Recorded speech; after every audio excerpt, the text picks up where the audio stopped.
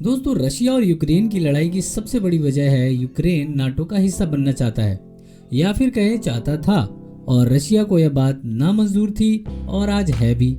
तो आखिर नाटो का चक्कर है क्या? तो मैं आज आपको बताने वाला हूँ कि नाटो के बारे में कुछ ऐसे फैक्ट जो शायद ही आपने सुने होंगे। The North Atlantic Treaty Organization, जिसे हम नाटो के नाम से भी जानते हैं, वह नॉर्थ अमेरिका और यूरोप के 30 इंडिपेंडेंट नेशंस का डिफेंस ऑर्गेनाइजेशन और सिक्योरिटी अलायंस है।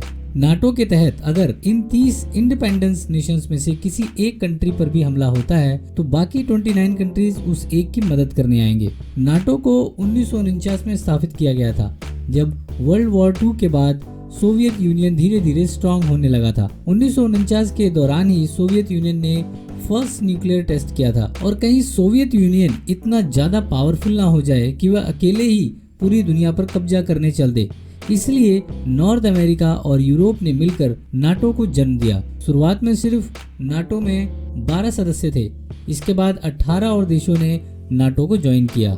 यह अलायंस बोस्निया वॉर, जो कि 9/11 टेरर अटैक्स के बाद हुई थी, उसका हिस्सा रह चुकी है। 1948 में वर्ल्ड वॉर 2 के बाद United Kingdom, France, Belgium, Netherland और लग्जमबर्ग ने वेस्ट यूरोप यूनियन नाम से एक अलायंस सेटअप की, लेकिन उस समय कोल्ड वॉर चल रही थी और उन सबको डर था कि कहीं सोवियत यूनियन उन पर कब्जा न कर ले। तो वेस्टर्न यूरोप के members Canada, Denmark, Italy, Iceland, Norway, Portugal और अमेरिका के साथ मिलकर उन्होंने वाशिंगटन डीसी में नॉर्थ अटलांटिक ट्रीटी साइन की, और इस तरह 4 अप्रैल 1949 को नाटो का जन्म हुआ। आज 30 देश नाटो के सदस्य हैं। इनमें अल्बानिया, बुल्गारिया, क्रोएशिया, चेक Republic, Estonia, Germany, Greece, Hungary, Latvia, Lithuania, Montenegro, North Macedonia, Poland, Romania, Slovakia, Slovenia, Spain, Turkey, Iceland, Italy, Canada, Denmark, Norway, Portugal,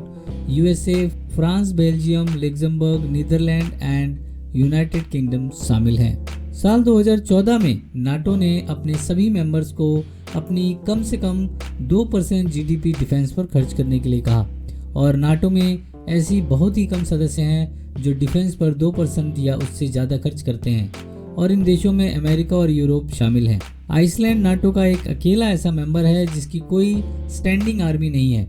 ऐसा इसलिए क्योंकि आइसलैंड की पॉपुलेशन काफ़ी कम है, और जो भी फंड्स जनरेट होते हैं वह पॉपुलेशन यानी आबादी को ही सस्टेन करने में लग जाते हैं। हालांकि आइसलैंड में militarized coast guard, peace keeping forces और एयर डिफेंस सिस्टम मौजूद है। नाटो का 10th आर्टिकल कहता है कि कोई भी यूरोपियन कंट्री जो नाटो के रूल्स का पालन करने के लिए तैयार है वह नाटो का हिस्सा बन सकती है। हालांकि कोई भी देश नाटो को ज्वाइन कर सकता है या नहीं कर सकता, इसका फैसला नॉर्थ अटलांटिक काउंसिल करती है। फिलहाल ईस्टर्न यूरोप के कई ऐसे कंट्रीज हैं जो नाटो को ज्वाइन करना चाहती हैं। इसमें बोस्निया हर्ज़गोविना, जॉर्जिया और यूक्रेन शामिल हैं। आशा है दोस्तों ये फैक्ट वाली वीडियो आपको अच्छी लगी होगी।